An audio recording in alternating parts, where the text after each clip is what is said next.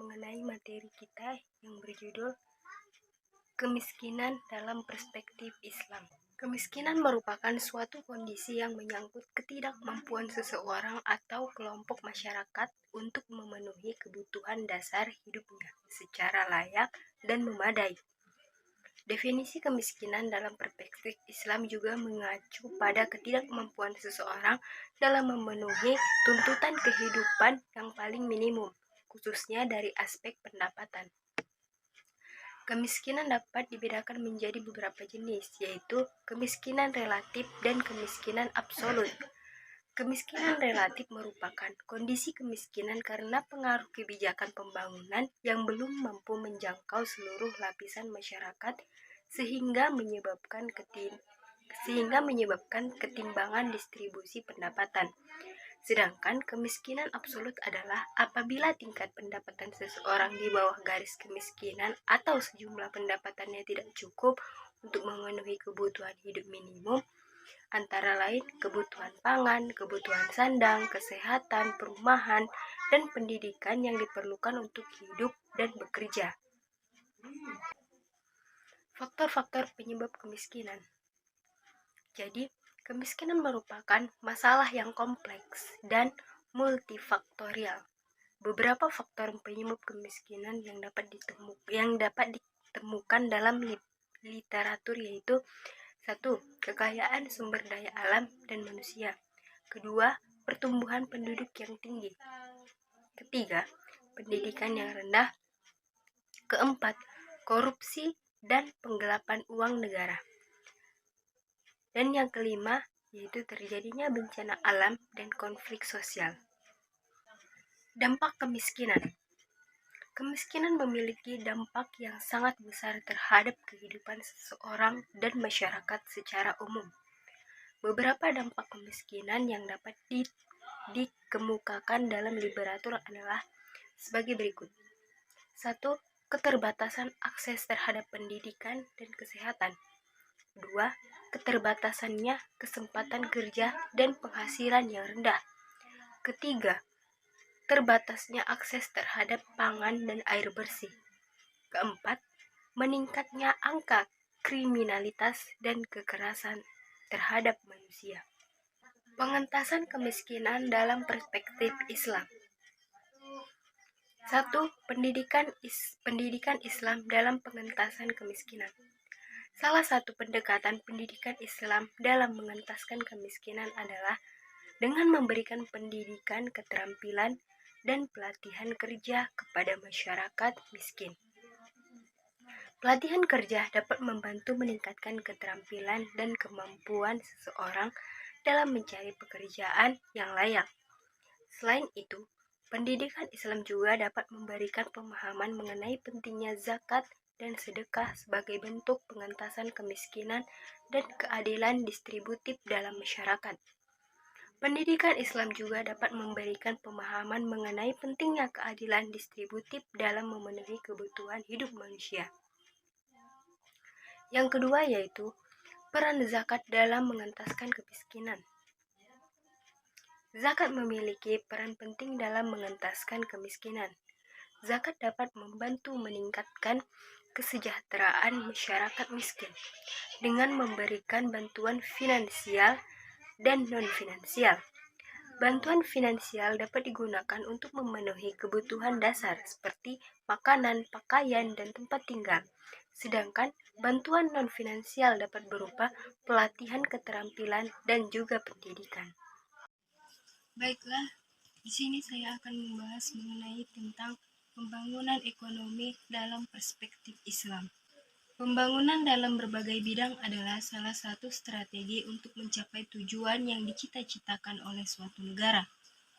Maka salah satu yang menjadi perhatian penting adalah para bangunan dalam bidang ekonomi dan sosial karena berkaitan langsung dengan kehidupan sehari-hari masyarakat. Berbagai perencanaan pembangunan selalu mengarah pada penguatan bidang ekonomi. Indikator keberhasilan pembangunan suatu negara dapat dilihat pada ketercapaian target-target ekonomi, seperti pertumbuhan ekonomi, pendapatan per kapita penduduk, jumlah pengangguran, tingkat kemiskinan, dan neraca pembayaran adalah ukuran-ukuran yang dicapai dalam menilai tingkat keberhasilan pembangunan ekonomi. Dalam perkembangannya, para ahli memberikan pengertian atau batasan tentang ekonomi pembangunan berdasarkan latar belakang tersebut.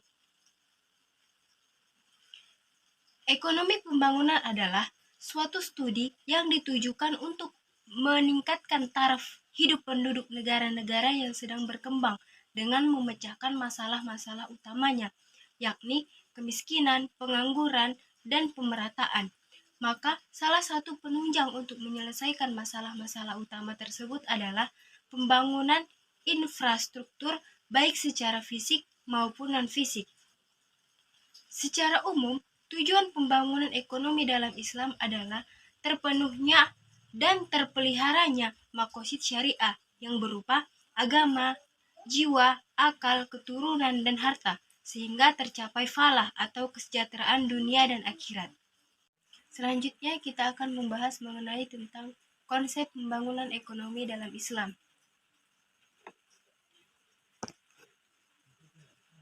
Konsep kebijakan pembangunan dalam Islam dapat kita jabarkan dengan mengaitkannya pada Sustainable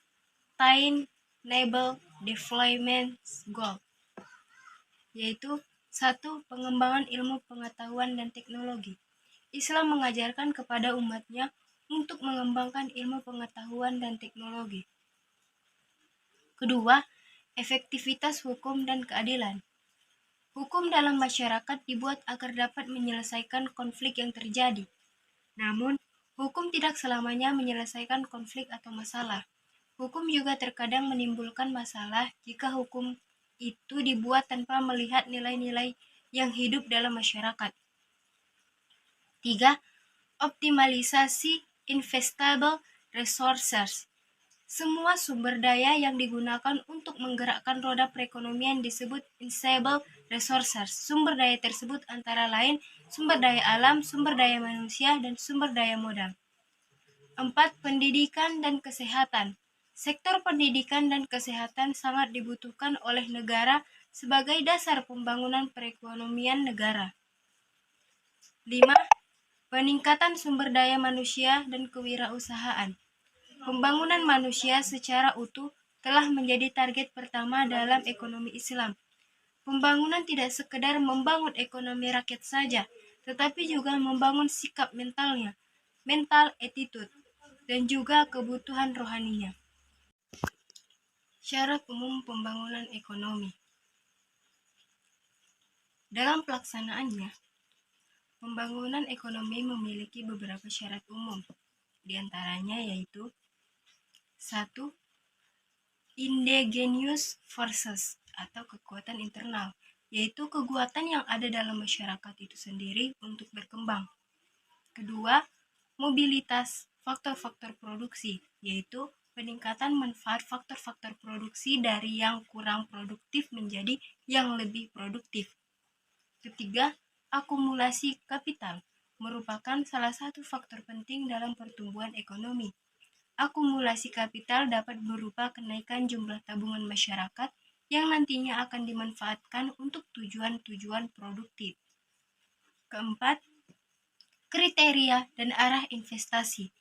Hal ini dikarenakan penentuan pola investasi mempunyai peran yang sangat penting dengan penentuan laju pertumbuhan modal. Kriteria yang harus diperhatikan dalam mengalokasikan kapital antara lain menempatkan investasi dengan perbandingan kapital dan output yang rendah, produktivitas tenaga kerja yang tinggi, dan perbandingan antara ekspor dan investasi yang maksimal. Kelima, penyerapan kapital yang stabilitas, yaitu batas kemampuan penyerapan kapital ini diartikan dalam perkembangan ekonomi harus ada kemampuan masyarakat yang dapat menyerap pertambahan kapital serta diperlakukan adanya stabilitas ekonomi. Keenam, nilai lembaga yang ada. Maksudnya adalah bahwa nilai dan lembaga bersifat non-ekonomi memiliki peranan yang tidak kalah penting dari kebutuhan baru, motif baru, serta harus ada perubahan lembaga yang ada dalam masyarakat. Selanjutnya, kebijakan pembangunan dalam Islam. Kebijakan pembangunan ekonomi adalah rangkaian strategi yang dilakukan oleh pemerintah atau lembaga terkait untuk meningkatkan pertumbuhan ekonomi suatu negara. Kebijakan pembangunan dalam Islam didasarkan pada prinsip-prinsip ekonomi Islam yang mencakup nilai-nilai agama dan etika. Tujuan dari kebijakan ini biasanya mencakup peningkatan tingkat produksi, peningkatan lapangan kerja, mengurangi tingkat kemiskinan, dan meningkatkan kesejahteraan masyarakat. Kebijakan pembangunan berasal dari dua sumber, yaitu dari dalam negeri dan dari luar negeri. Kebijakan pembangunan dari dalam negeri adalah kebijakan fiskal dan kebijakan moneter. Sedangkan dari luar negeri meliputi kebijakan pemerintah berupa bantuan teknis dan investasi asing swasta, investasi asing pemerintah, dan kebijakan tata niaga. Baiklah, selanjutnya di sini saya akan membahas materi yang berjudul Pembangunan Sumber Daya Manusia dalam Ekonomi Islam. Sumber daya manusia merupakan kekuatan terbesar dalam mengelola seluruh alam yang ada di muka bumi. Karena pada dasarnya, seluruh ciptaan Allah yang ada di muka bumi ini sengaja diciptakan oleh Allah untuk maslahat umat manusia. Oleh karena itu, sumber daya yang ada ini harus dikelola dengan benar, karena itu merupakan amanah yang akan diminta pertanggungjawabannya kelak. Untuk mendapat pengelolaan yang baik, ilmu sangatlah diperlukan untuk menopang pemberdayaan yang optimalisasi manfaat sumber daya yang ada. Pengembangan SDM akan membantu perusahaan mempersiapkan kualitas tenaga kerja yang sesuai dengan kebutuhan strategi yang sedang dijalankan. Penentuan ketetapan kriteria tenaga kerja ini berdasarkan pada strategi perusahaan disertai dengan visi dan misinya. Pengembangan sumber daya manusia lahir dari strategi SDM yang diturunkan dari strategi perusahaan. Agar pengembangan SDM sesuai dengan strategi perusahaan, maka strategi SDM juga harus searah dan selaras dengan strategi perusahaan. Dari beberapa pengertian di atas, dapat dikatakan bahwa pengembangan SDM adalah segala aktivitas yang dilakukan oleh organisasi dalam memfasilitasi pegawai agar memiliki pengetahuan, keahlian, sikap yang dibutuhkan dalam menangani pekerjaan saat ini atau yang akan datang. Aktivitas yang dimaksud tidak hanya pada aspek pendidikan dan pelatihan saja, akan tetapi menyangkut aspek karir dan pengembangan organisasi. Dengan kata lain, PSDM berkaitan erat dengan upaya peningkatan pengetahuan, kemampuan, dan sikap anggota organisasi, serta penyediaan jalur karir yang didukung oleh fleksibilitas organisasi dalam mencapai tujuan organisasi. Prinsip-prinsip pembangunan SDM. Prinsip-prinsip pengembangan karyawan yang akan digunakan sebagai pedoman dalam pengembangan karyawan agar berjalan dengan baik menurut Soeb Rihanto antara lain. 1. Adanya dorongan motivasi dari trainer, misalnya persiapan transfer atau promosi. Kedua, adanya laporan kemajuan. Ketiga, adanya penguatan. Keempat, adanya partisipasi aktif dari trainer. Kelima, latihan diberikan demi sebagian. Keenam, latihan harus mengingat adanya perbedaan individu. 7. Trainer yang selektif. Kedelapan, diusahakan trainer metode yang sesuai. Secara rinci, tujuan pengembangan SDM dapat diuraikan sebagai berikut. 1. Meningkatkan produktivitas. Kerja program pengembangan yang dirancang dengan baik akan membantu meningkatkan produktivitas, kualitas, dan kuantitas kerja pegawai. Hal ini disebabkan karena meningkatnya technical skill, human skill, dan managerial skill karyawan yang bersangkutan. Kedua, mencapai efisiensi. Efisiensi sumber-sumber daya organisasi akan terjaga apabila program pengembangan dilaksanakan sesuai dengan kebutuhan. Dengan kata lain, pemborosan dapat ditekankan karena biaya produksi kecil dan pada akhirnya daya saing organisasi dapat meningkat. Ketiga, meminimalisir kerusakan dengan program pengembangan yang baik, maka tingkat kerusakan barang atau produksi dan mesin-mesin dapat minimalisir karena pada pegawai akan semakin terampil dalam melaksanakan tugasnya. Keempat, mengurangi kecelakaan dengan meningkatkan keahlian atau kecakapan pegawai dalam melaksanakan tugas. Maka, tingkat kecelakaan pun dapat diminimalisir. Kelima, meningkatkan pelayanan merupakan salah satu nilai jual organisasi atau perusahaan. Oleh karena itu, salah satu tujuan pengembangan sumber daya manusia adalah meningkatkan kemampuan pegawai dalam memberikan layanan kepada konsumen. 6. Memelihara moral pegawai. Moral pegawai diharapkan akan lebih baik karena dengan diberikannya kesempatan kepada pegawai untuk mengikuti program pengembangan pegawai, maka pengetahuan dan keterampilannya diharapkan sesuai dengan pekerjaannya, sehingga antusiasme pegawai untuk menyelesaikan pekerjaan akan meningkat. Ketujuh, peluang karir. Karena pada umumnya, promosi didasarkan pada kemampuan dan keterampilan pegawai, maka kesempatan pegawai yang telah mengikuti program pengembangan untuk meningkatkan karir akan semakin terbuka karena keahlian dan kemampuannya akan menjadi lebih baik. Kedelapan, meningkatkan kemampuan konseptual. Pengembangan ditujukan pula untuk meningkatkan kemampuan konseptual seseorang pegawai. Dengan kemampuan yang meningkat, maka diharapkan pengambilan keputusan atas suatu persoalan akan menjadi lebih mudah dan akurat. 9. Meningkatkan kepemimpinan human. Relation adalah salah satu aspek yang menjadi perhatian dalam program pengembangan.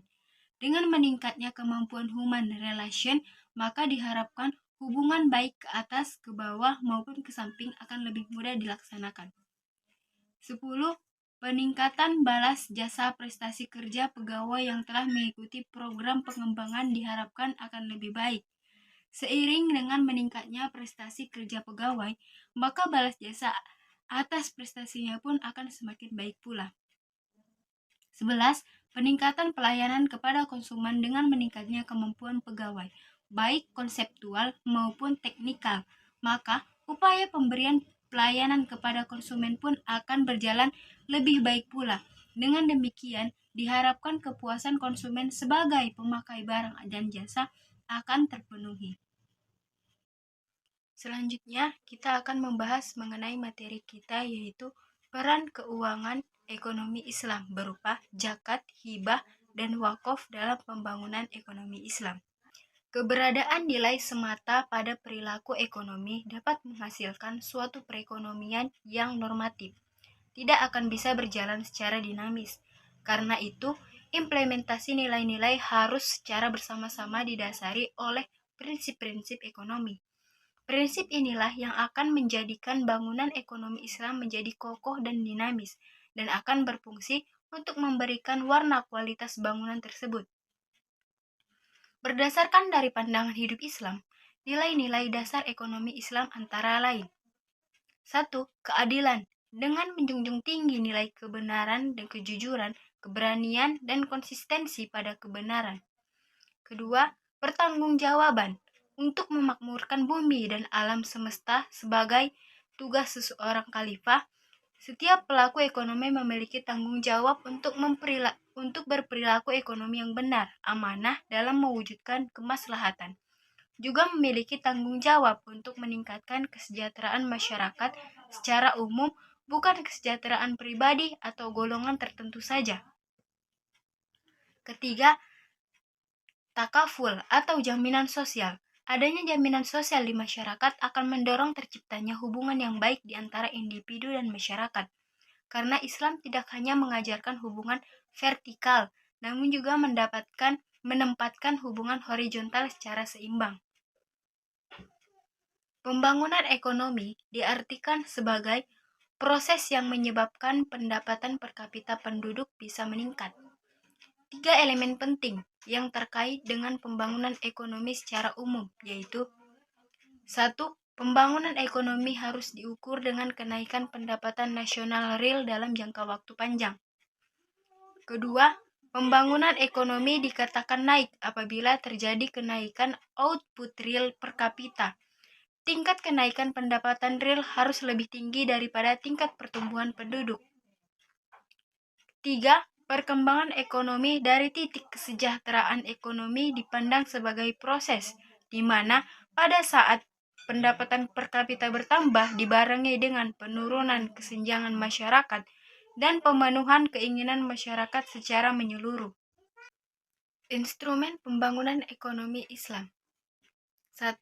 Zakat. Secara umum, fungsi zakat meliputi bidang moral, sosial, dan ekonomi. Dalam bidang moral, zakat mengkikis ketamakan dan keserakahan hati si kaya. Dalam bidang sosial, zakat berfungsi untuk menghapuskan kemiskinan dari masyarakat. Dalam bidang ekonomi, zakat mencegah penumpukan kekayaan di tangan sebagian kecil manusia dan merupakan sumbangan wajib kaum muslimin untuk berpendaharaan negara. Karena tujuan zakat adalah transfer kekayaan dari masyarakat yang kaya kepada masyarakat yang kurang mampu, sehingga setiap kegiatan yang merupakan sumber kekayaan harus menjadi sumber zakat. Zakat ternyata memberikan dampak secara makroekonomi, yaitu zakat memberikan pengaruh terhadap perilaku konsumsi, perilaku belanja pemerintah, maupun perilaku investasi. Kedua, hibah. Adapun macam-macam hibah itu adalah hibah barang dan hibah manfaat. Hibah barang adalah memberikan harta atau barang kepada pihak lain yang mencakup materi dan nilai manfaat harta atau barang tersebut yang pemberiannya tanpa ada tendensi apapun, misalnya menghibahkan rumah, sepeda motor, baju, dan sebagainya. Kedua, hibah manfaat, yaitu memberikan harta kepada pihak lain agar dimanfaatkan harta atau barang yang dihibahkan itu. Namun materi harta atau barang itu tetap menjadi milik pemberi hibah. Dengan kata lain, dalam hibah manfaat itu si penerima hibah hanya memiliki hak guna atau hak pakai saja. Hibah manfaat terdiri dari hibah berwaktu dan hibah seumur hidup. Ketiga, wakaf. Wakaf merupakan salah satu instrumen fiskal selain zakat. Dengan potensi wakaf yang besar dan pengembangan wakaf sebagai salah satu lembaga sosial dapat membantu berbagai kegiatan umat dan mengatasi masalah-masalah umat seperti kemiskinan, kesenjangan sosial, dan lainnya. Wakaf dapat menjadi salah satu instrumen pengembangan ekonomi umat. Wakaf yang diberdayakan dan dikelola secara bersama-sama oleh masyarakat dan pemerintah dapat memberikan kontribusi positif dalam pengembangan ekonomi umat Islam.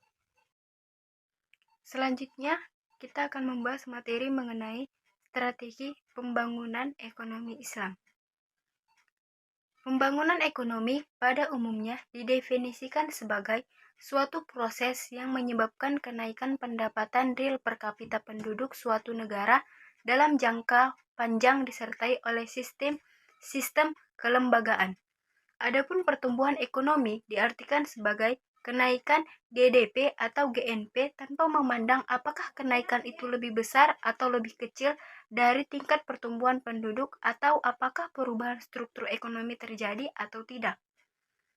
Pembangunan ekonomi merupakan suatu proses pembangunan yang terjadi terus-menerus yang bersifat dinamis. Adapun yang dilakukan hakikat dari proses dan sifat pembangunan itu mencerminkan adanya terobosan yang baru, jadi bukan merupakan gambaran ekonomi suatu saat saja. Pembangunan ekonomi berkaitan pula dengan pendapatan per kapita real. Di sini ada dua aspek penting yang saling berkaitan, yaitu pendapatan total atau yang lebih banyak dikenal dengan pendapatan nasional dan jumlah penduduk. Pendapatan per kapita berarti pendapatan total dibagi dengan jumlah penduduk. Inilah salah satu contoh negara dunia yang pernah menerapkan ekonomi pembangunan Islam dengan 5 pilar utama, yaitu 1. Penguasa yang tidak serakah, menganut pola hidup sederhana, tidak kikir dan juga tidak boros. Demikian juga rakyatnya. Kedua, kesadaran dan keikhlasan setiap warga negara melaksanakan perintah Allah melalui zakat, infak, wakaf, dan sedekah, dan penerimaan semakin sedikit karena malu terhadap hinaan Allah di dunia maupun di akhirat. Ketiga, mengelola basnas secara tepat sehingga distribusi sosial tepat waktu, sasaran, dan jumlah. Keempat, pengelolaan sumber kekayaan alam oleh negara untuk perbaikan taraf hidup masyarakat seutuhnya dan menghilangkan sifat-sifat pejabat yang rakus dan tamak. Kelima, penguasaan dan keadilan hukum terhadap perilaku perusakan darat dan laut ditindak, dan jaminan negara terhadap rakyatnya sudah seharusnya, bukan sebagaimana adanya. Ekonomi Islam memiliki mekanisme built-in untuk mendukung strategi tersebut. Mekanisme yang sudah built-in ini dapat lebih diperkuat dengan langkah-langkah sebagai berikut. 1. Kemampuan kewirausahaan adalah modal sumber daya manusia yang harus dikembangkan oleh pendidikan yang tepat. Kedua, perluasan akomodasi finansial melalui sistem perbankan dapat berfungsi sebagai alat yang efektif untuk meningkatkan pembiayaan bagi sumber daya manusia entrepreneur. Ketiga, institusi Islam hibah harus dihidupkan kembali untuk mengawasi secara efektif norma-norma keadilan sosial ekonomi dalam perekonomian. Prinsip-prinsip umum pembangunan ekonomi dalam Islam. Prinsip-prinsip umum yang menjadi falsafah Islam terhadap pembangunan tersebut adalah sebagai berikut. 1. Tauhid atau keesaan Tuhan. Tauhid memiliki makna pengesaan Tuhan sebagai pencipta alam semesta serta segala isinya. Kedua, rububiyah atau keesaan dalam mengurus alam, mengesahkan Allah Subhanahu wa taala dalam penciptaan, pemberian rezeki, pemeliharaan alam semesta dan penghancurannya, pencabutan nyawa dan pembangkitan manusia kembali merupakan aplikasi dari keyakinan rububiyah. Ketiga adalah atau kesamaan hak dan keharmonian. Al-adlu atau asal kata dasarnya dari kalimat adilah, yadilu, yaitu kata pinjaman daripadanya lalah atau bermaksud pertengahan atau tidak berlebihan dan juga tidak ceroboh atau lebih tepatnya bermaksud memberikan kesesuaian dengan haknya. Keempat, khilafah atau peran manusia. Khilafah merupakan kesadaran seseorang terhadap amanah dan tanggung jawab yang Allah Subhanahu wa taala bebankan sebagai pengganti utusannya di muka bumi. Kelima, tazkiyah atau penyucian serta pertumbuhan. Tazkiyah atau artinya pensucian atau pertumbuhan dan kebaikan.